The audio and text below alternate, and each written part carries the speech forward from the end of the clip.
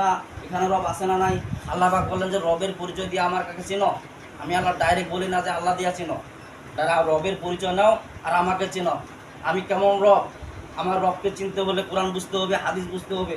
যার কারণে কোরআন হাদিস না বোঝার কারণে বলি দ্যাট ইজ নো গড, বলে না নাউজুবিল্লাহ।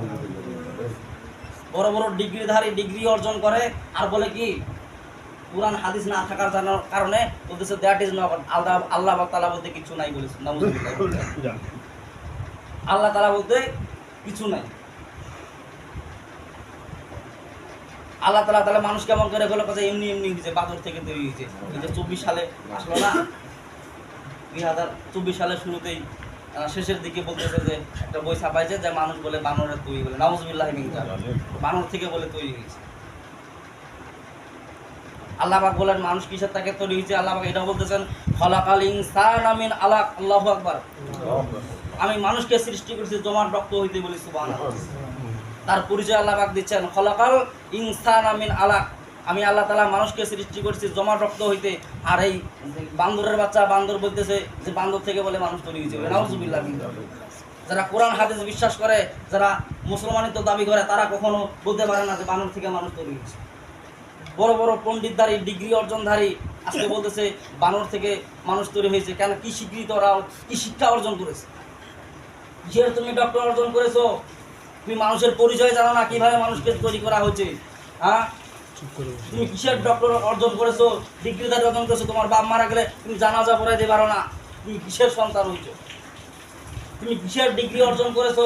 বাপ মারা গেলে বাপের পাশে কোরআন তেলাওয়াত করতে পারো না, তুমি কিসের ডক্টর ডিগ্রি অর্জন করেছো? কিসের ডক্টর দাবি করো যে আমি অমুক অমুক তমুক এত দাবি করো কিসের? কারণ তোমার ভিতরে হারাম করে আছে, হারামের টাকা দিয়ে তোমাকে লেখাপড়া করানো হয়েছে। তার কারণ তোমার হাতে পুরানো হাতে শিক্ষা হয় নাই, শিক্ষা হয় না। মানুষদের চুল দাড়ি সব পাকে যায়, তারপর মানুষদের শিক্ষা হয় না।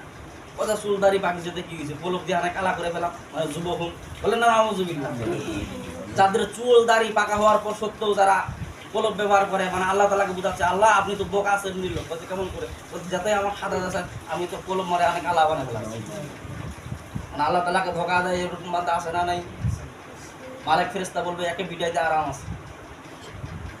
যারা আল্লাহ তাআলাকে ধোকা দেয় সে নিজে নিজেই ধোকা খায়, ঠিক কিনা বলে?